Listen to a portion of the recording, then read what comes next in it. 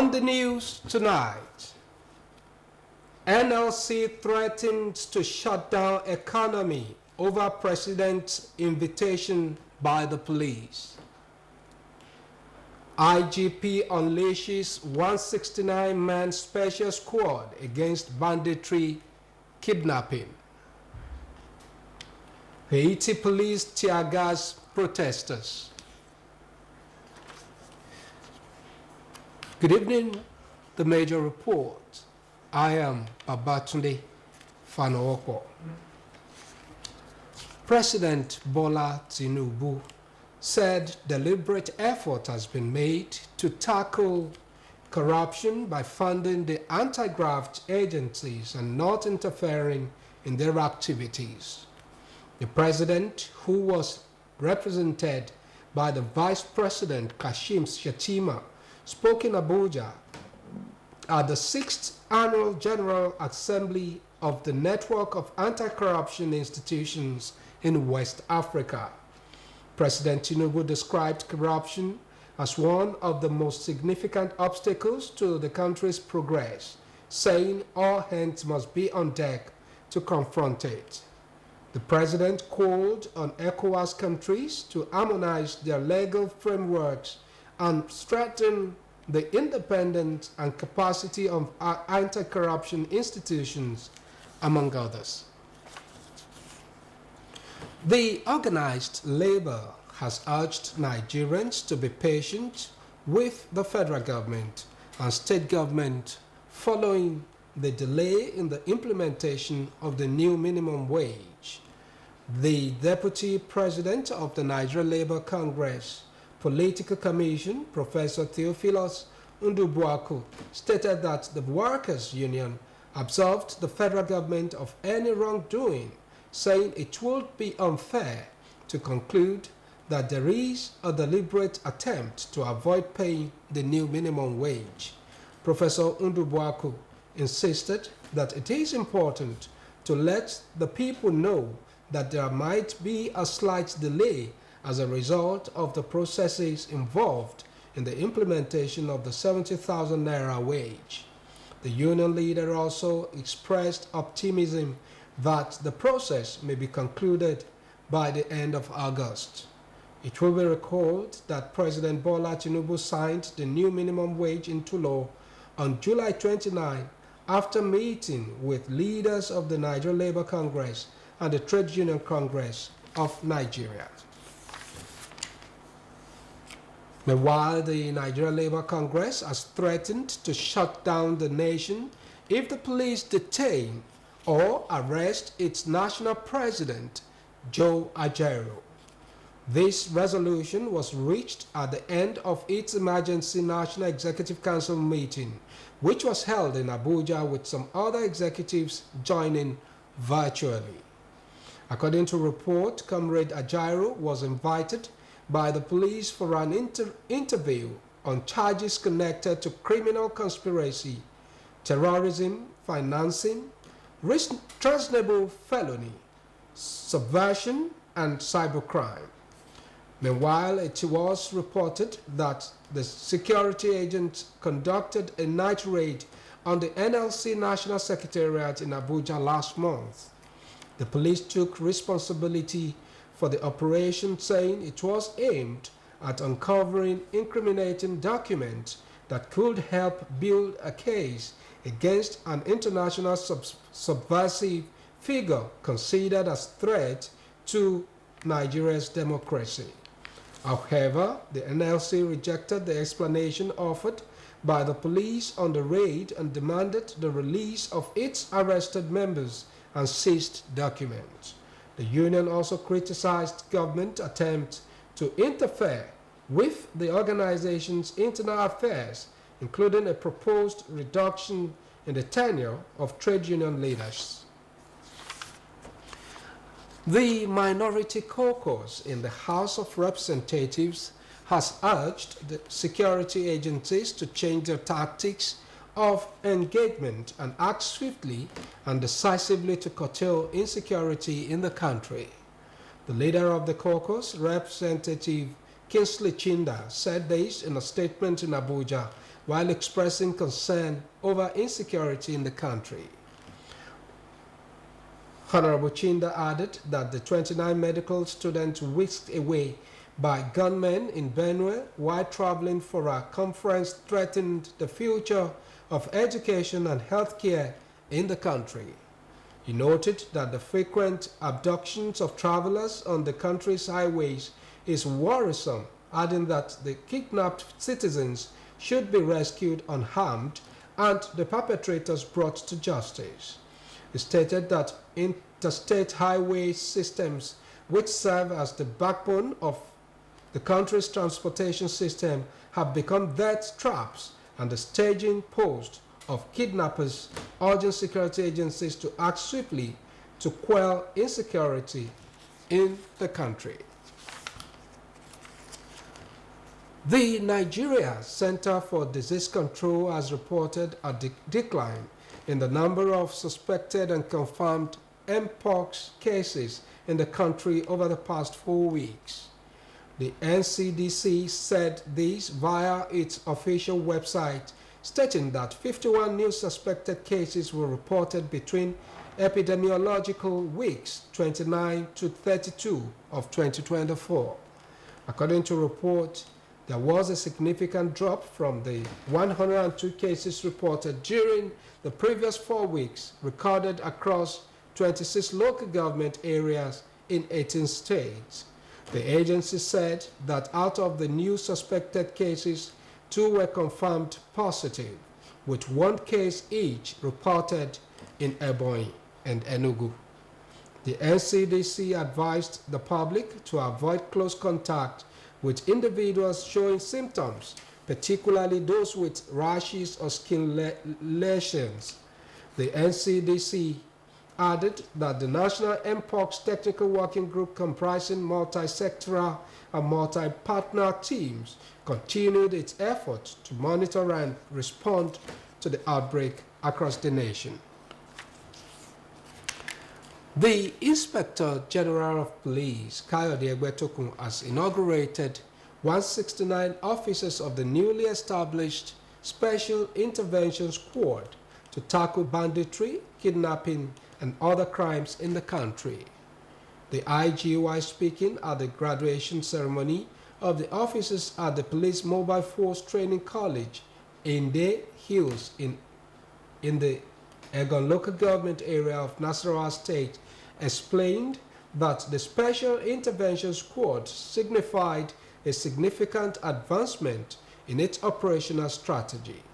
He narrated that the unit is meticulously crafted to fill the critical gaps in the police current system, adding that it will provide a robust mechanism for rapid response and high-impact intervention. Mr. Egbetokun further urged the 169 graduating officers to ensure that they approach every challenge with unwavering determination, integrity, and a steadfast commitment to upholding the highest standards of professional conduct. However, the Minister of State for Police Affairs, Iman Suleiman, appreciated the IG and his team for the good work, while noting that the President Bola Tinubu-led administration is fully in support of the creation of the special squad to fight all forms of insecurity in the country.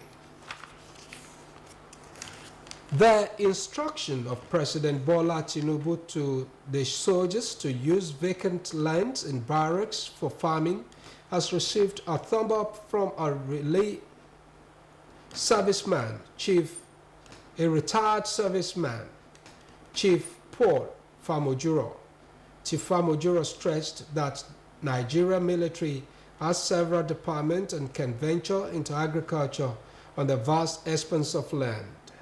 He added that farming should be prioritized, especially at different forests being occupied by terrorists, thereby chasing away wayward people from the society. He speaks further.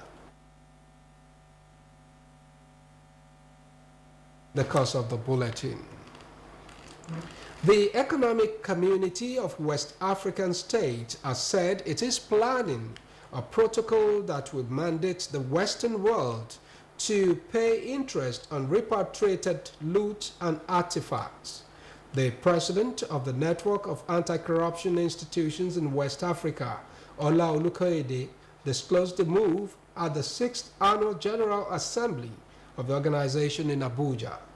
He noted that the current United Nations protocol and other legal instruments being used for loot repatriation did not address the peculiar need for interest payment, saying ECOWAS could come up with a special protocol for this purpose.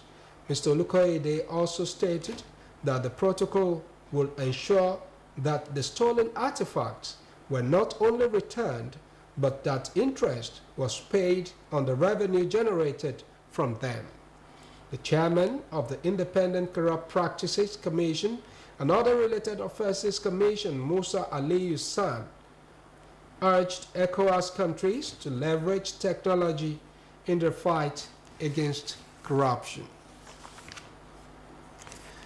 In fulfillment of the 5-point agenda of Governor Ademola Adeleke's administration, the state government is poised to embark on a water project in Erin-Ijesha to ensure the provision of pipe-borne water in the area. The State Commissioner for Water Resources, Mr. Olufemi Oroni, gave the insight in Erin-Ijesha, Ori, the local government area of Osun State during on-the-spot assessment of water pipes and reservoirs within Olumiri waterfall site. Sawyer Honoridi, facing this report. Olumiri waterfalls in Erin-Ijesha is considered as one of the favorite tourist destinations in Osun State, apart from being an awesome sight to behold. Cascading natural water from the rock possess huge potentials in generating revenue for the state. In an effort to achieve this, and in line with Governor Ademola Adeleke 5-point agenda, the State Commissioner for Water Resources, Mr. Olufemi Oroni, flanked by the Special Advisor to the Governor on Water Resources, Mrs. Oyeboade Oyewale, led the team of engineers of Small Town Water Supply and Sanitation Agency to the summit of Olumiri Waterfalls Heritage Site. Mr. Oroni said he is particularly mesmerized by the magnitude of opportunity embedded in nature that can be explored for the overall benefit of the state. The business of water is very, very lucrative. Now, see this one now. We can generate fund, we can generate money through tourism. We can generate through power. It can be tapped for agricultural purposes. By irrigation, we can use this to irrigate. We can even use this one because there are some marine sports nowadays. Sports can thrive here. So it's not just an ordinary fall. It's a fall, it's a natural fall from God. The State Commissioner for Water Resources expressed optimism that, in line with the directive of Governor Ademola Adeleke, that the ministry, in collaborating with the Small Town Water Supply and Sanitation Agency, will work assiduously towards rejuvenating water pipes and reservoirs installed decades ago in ensuring provision of potable water for the community. We must exhume and replace. And also the water treatment plant up there, we could see that we have some defects. We have come here to assess. Our technical team from Stowasa, Small Town Water Supply and Sanitation Agency, we are here to assess the defects in the intake, the defect in the water treatment plant. The General Manager of Small Town Water Supply and Sanitation Agency, Mrs. Toyin Ashaolu, who appreciated Governor Ademola Adeleke for the water project, implored the residents of Erin-Ijesha not to relent in their support for the administration of Governor Ademola Adeleke. In their separate remarks, the Elemo of Erin-Ijesha, Chief Johnson Adeoye, and Oluko of Erin-Ijesha, Chief Ebenezer Fatoki, said the town is quite excited on the proposed water project that is designed to ensure that people of Erin-Ijesha and its environment enjoy drinkable water at all times. Saya Hononide reporting for OSBC News. We now go on a short commercial break. Ambition. My G, for our ambition, we go hard. We go day night till we make it. We go hard till we find that perfect beat. The perfect beat, the one the world will put on repeat. So we chase greatness in every moment, making every naira count.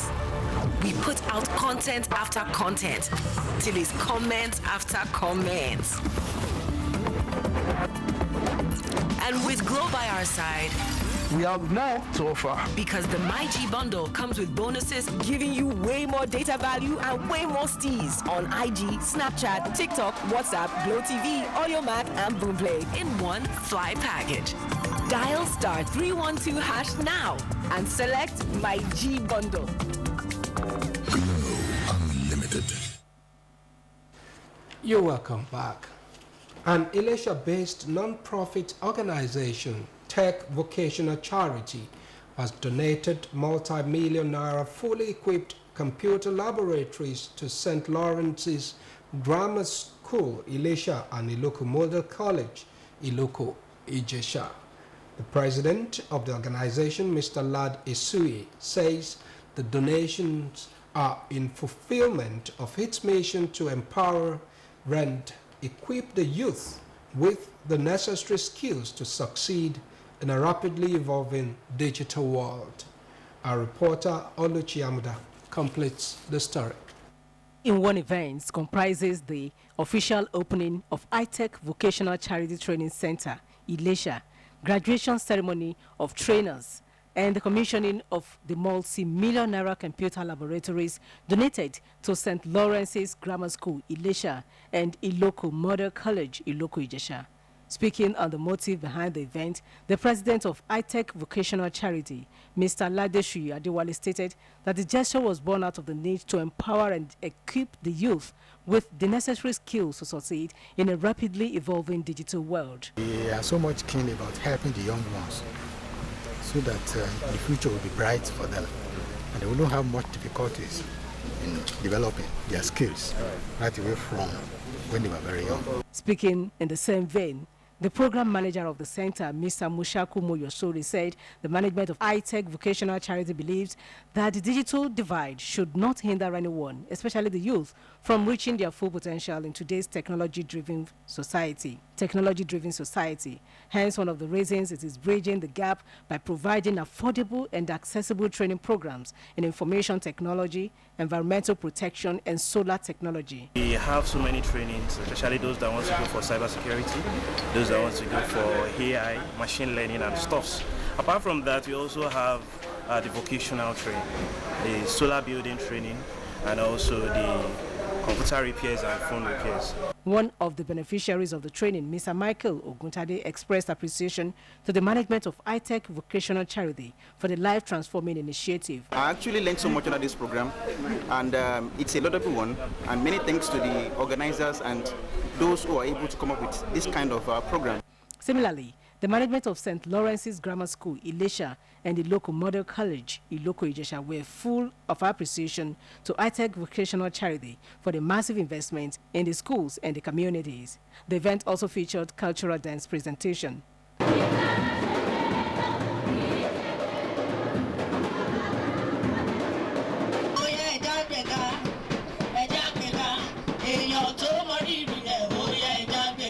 iTech Vocational Charity Incorporated is a non-profit organization established by professionals who hail from Nigeria but resident in different parts of the world and are committed to empowering youth and giving back to their communities.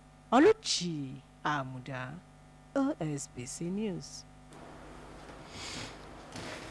And on entertainment this evening, how foods are prepared and eaten says a lot about the Yoruba culture. Most Yoruba foods are eaten with bare hands and fingers, although some foods can be eaten using cutlery.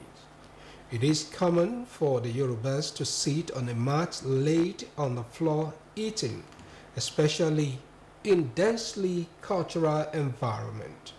but modern culture have introduced eating with some Western cutleries and even on dining tables. Miriam Olayuola is our guide on this special report. Yorubas believe that it is not proper to talk when eating. The reason for this is because Yoruba eats lots of peppered foods. There is a popular proverb in Yoruba that says, "Emi tí kò jẹ ata, ẹ̀mí yẹpẹrẹ ni," translated as, "The soul that does not eat pepper is a powerless soul." The reason for the proverb is because other tribes in Nigeria don't consume pepper as much as the Yorubas. Another reason why Yoruba don't talk while eating is because traditionally, every member of the family sits around the food and eat together in the same big bowl. It is believed that if you keep talking when eating, you will spit saliva indirectly onto the food. There are numerous delicacies among the people of Yoruba land. Some popular Yoruba delicacies include ofada, asaro ẹlẹ́mìí méje, moinmoin, ẹ̀gúsí with iyán, abula, akara, ilá alásèpọ̀, ẹ̀fọ́ rírò with òkèlè. Yoruba breakfast, popularly known as oúnjẹ àárọ̀, consists various choices. Some food is more common for breakfast, lunch, dinner, but is also flexible to eat those meals at other times of the day as well if preferred. Some common Yoruba breakfasts include akara and bugam, bread with tea. Akara is a fried beans cake. It can be eaten alongside with tea, sometimes included in the meal. Ogi with moinmoin. Ogi is a custard-like dish. Moinmoin is a steamed beans pounding. Ofada, a rice dish made with native spotted rice, eaten with ofada sauce meat or fish or egg. Dodo, fried plantains can be added. Ìrẹsì àti ọbẹ̀ ata, rice and a type of tomato pepper spice stew eaten alongside beef, goat meat, chicken, turkey, egg or fish. Ilá alásèpọ̀ àti ẹ̀bà, an okra soup dish with ẹ̀bà, a cassava garri based òkèlè, iṣu àti ẹyin díndín, yam and egg sauce. Lunch, popularly known as oúnjẹ ọ̀sán. Lunch has a diverse range of dishes just like breakfast. Here are some examples. Some popularly lunch menu includes ọbẹ̀ ẹ̀gúsí and iyán, ẹ̀gúsí soup and pounded yam with assorted meat, ẹran or fish, ẹ̀wà àgọ̀yìn, spiced mashed beans with àgọ̀yìn sauce, àsáró yam porridge. Dinner, popularly known as oúnjẹ alẹ́, like the above previous meal of the day.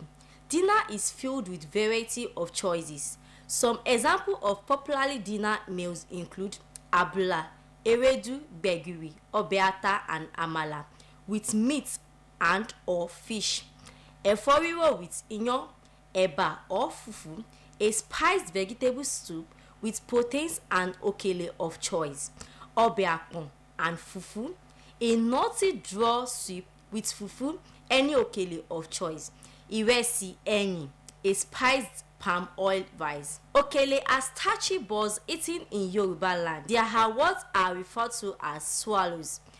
Though swallow is not a translation of òkèlè, they don't have to be swallowed, however, or chewed, as it is a preference. Òkèlè include fufu, ẹ̀bà, àmàlà, iyán, láfún, semo, amongst others. Soup are a staple of Yoruba culture. Some of these soups are what will be considered stew in English language due to texture, but are categorized as soup due to it being eaten with òkèlè. Soups are eaten with òkèlè. Soups are called ọbẹ̀. Some soups include ẹ̀gúsí, ẹ̀fọ́ rírò, ewédú, gbẹ̀gìrì, àpọ̀n, ilá alásèpọ̀, ìlàsà.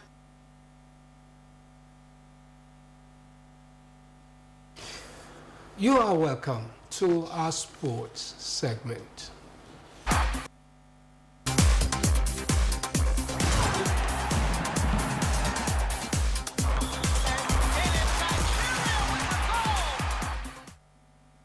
Flamingo's head coach Bankole Olowokere has invited 35 players to the camp of Nigeria's under-17 girls as the team commences the first phase of final preparations for the 8th FIFA Under-17 Women's World Cup finals to be staged in the Dominican Republic later this year.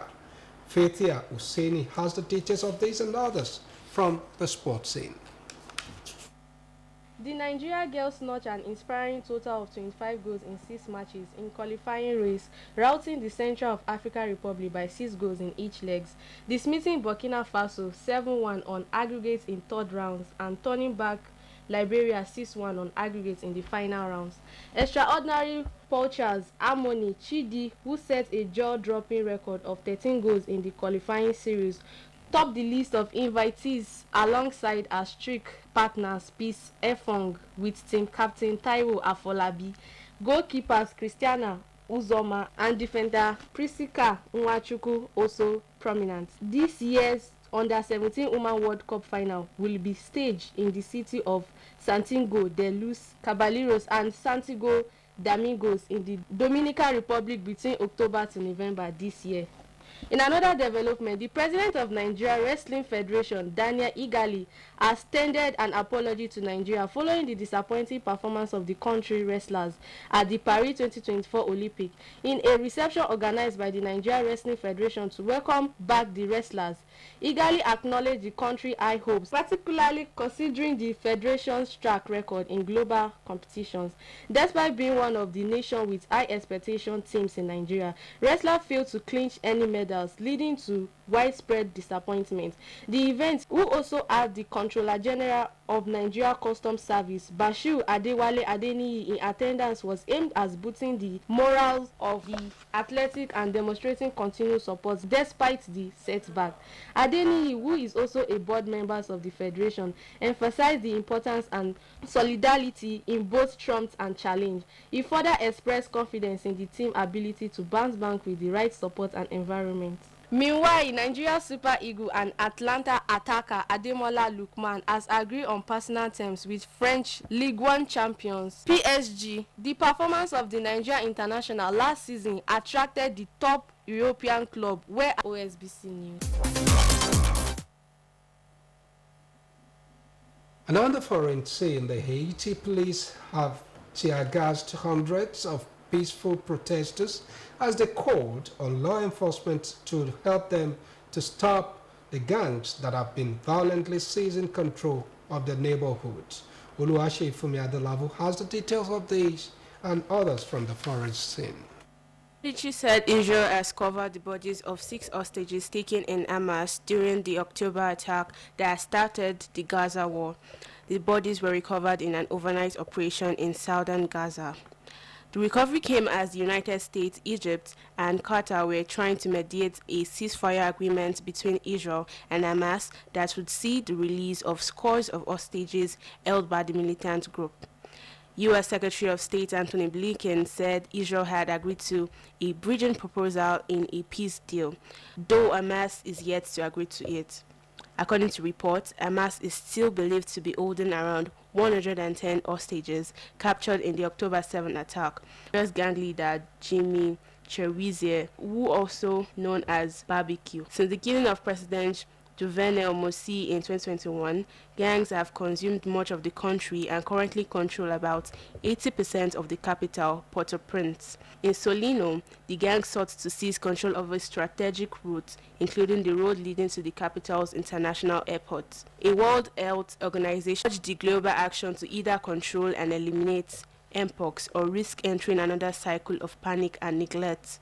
Klug stated that the current response will be a critical test for both Europe and the world. The world declared the recent outbreak a public health emergency of international concern after the identification of the new variant.